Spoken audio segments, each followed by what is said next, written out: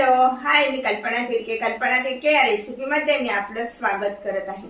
आज आपण बनवणार आहोत काजू दह्याचा वापर न करता रेस्टॉरंट पद्धतीने पनीरची रस्सा भाजी. तेल टाकून घेऊया. थोडंसंच टाकायचंय प्रमाणानुसार.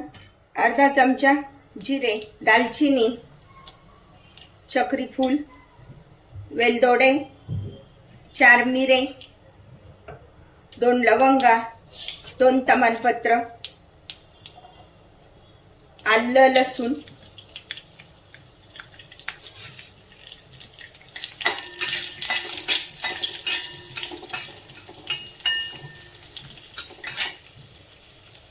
या कोथिंबीरीच्या काड्या घेतल्या त्या पण टाकतोय.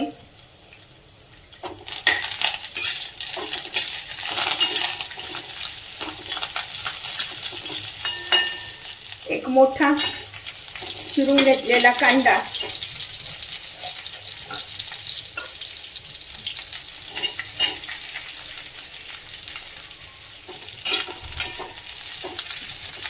कांदा चांगला परतून घेऊया.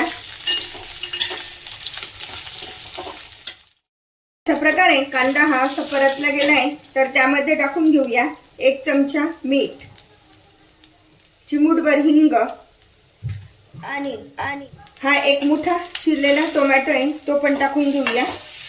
आता सर्व साहित्य व्यवस्थित परतून घ्यायचंय छान.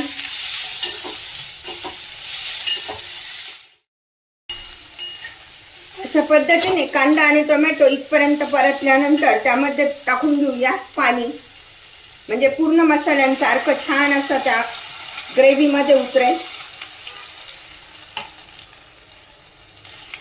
छान उकळी येऊ देऊया, शिजू देऊया, छान शिजू देऊया. ग्रेव्ही छान शिजते तोपर्यंत आपण हे अमूलचं मलाई पनीर आणलेलं आहे आणि फ्रेश, तर ते आता आपण त्याचे पीसेस करून घेऊ. हा कांदा आणि टोमॅटो छान शिजला गेलाय तर थंड होण्यासाठी ठेवूया आणि त्यामधील जे मसाल्याचे पदार्थ आहे ते मात्र काढून घेऊया. तेल टाकून हे पनीरचे पीस पण आपण परतून घेणार आहोत. जास्त नाही परतायचे, थोडेसेच परतून घ्यायचे. त्यामध्ये थोडंसं मीठ टाकून घेऊया. यामुळे काय होतं, पनीर मऊ राहते आणि भाजीमध्ये या पनीरचा तुकडा पडत नाही.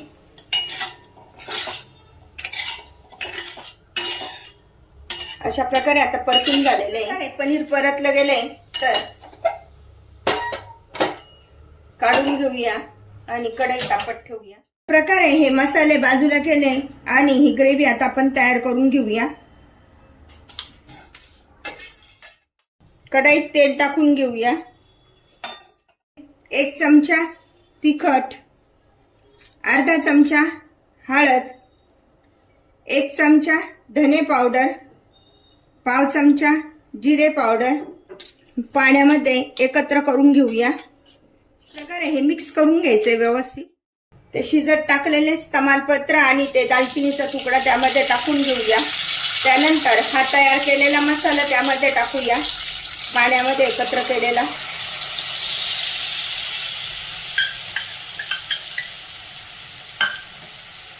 परतून घेऊया व्यवस्थित.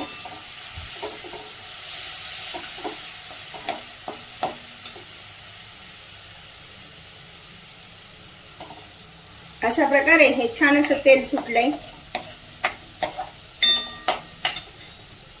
यामुळे काय होतं, तिखट करपत नाही. आता ही ग्रेव्ही त्यामध्ये टाकून घेऊया.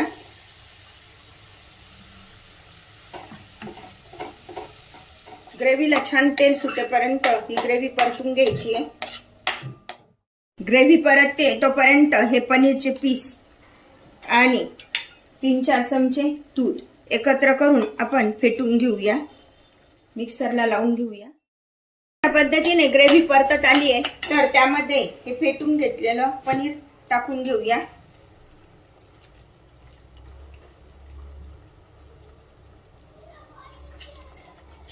आणि छान असं परतून घेऊया. आता मीडियम आचेवरच परतवायचे आहे सगळं. चवीनुसार थोडेसे मीठ, आपण अगोदर पण मीठ वापरलेलं आहे त्याच्यामुळे जेवढं लागेल तेवढंच टाकायचं. अर्धा चमचा साखर,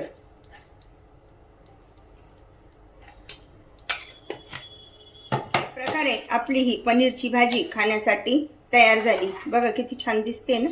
आता 2 मिनिटं शिजू देऊया. घेऊया बारीक चिरलेली कोथिंबीर. बघितली ना किती छान अशी तरी आली आहे, मस्त. अशा ही पनीरची भाजी खाण्यासाठी तयार झाली आहे. गॅस बंद करूया आणि पनीरच्या भाजीचा आस्वाद घेऊया. काजू दह्याचा वापर न करता बनवा अशा प्रकारची पनीर रस्सा भाजी. अशा प्रकारची भाजी तुम्ही पण बनवा आणि मला मात्र कळवा कशी झाली येते. लाईक आणि सबस्क्राईब करायला विसरू नका. पुन्हा आपण भेटूया नवीन रेसिपीसह. थँक्यू.